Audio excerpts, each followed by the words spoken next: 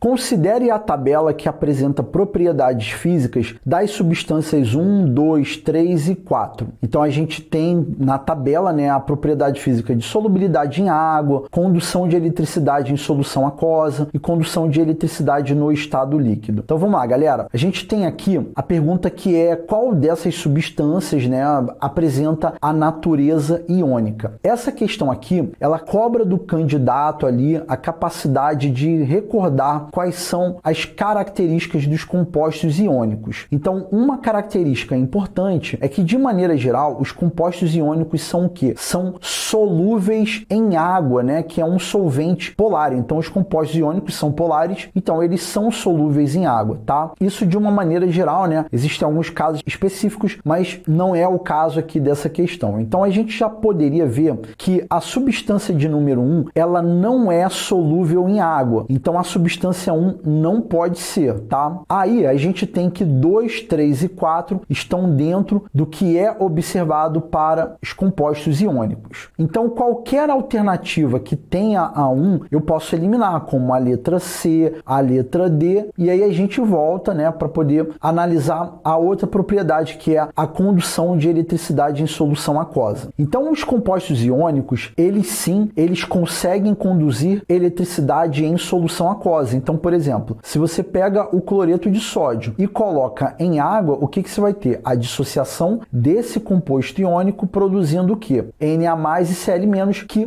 conduzem corrente elétrica, tá? Se eu tiver o composto iônico no estado sólido, isso não está nem sendo mencionado na questão, tá, pessoal? Mas se eu tiver ele no estado sólido, ele não conduz corrente elétrica, mas se eu tiver ele em solução aquosa, ele vai conduzir corrente elétrica. Então se liga, ó, a 1 a gente já tinha eliminado, né? Fica evidente aqui que, mais uma vez, ó, esse não aqui, a gente já está, mais uma vez, vendo que não pode ser a 1. Agora, olha o 4, ó. O 4 não conduz corrente elétrica em solução aquosa. Então, o 4 não pode ser. Então, eu posso eliminar a alternativa B, tá sacando? Aí, se liga, ó. Nós agora estamos entre as substâncias 2 e 3. E aí, consequentemente, a letra A e a letra E. Aí, qual é a sacada? Ainda dentro do conteúdo de características dos compostos iônicos, o que a gente sabe? Que quando a gente tem um composto iônico, né, que eles estão no estado sólido em temperatura ambiente, quando a gente promove a fusão deles, que a gente precisa de altas temperaturas e tal, inclusive, isso é até abordado no conteúdo de eletrólise ígnea, né? Então, quando a gente pega um composto iônico e promove a fusão dele, o que a gente vai ter? A gente vai ter a dissociação deles, tá? O que é de diferença aqui na equação de cima é que esses íons aqui estão em meio aquoso. Aqui não, aqui eles estão no estado líquido. Por quê?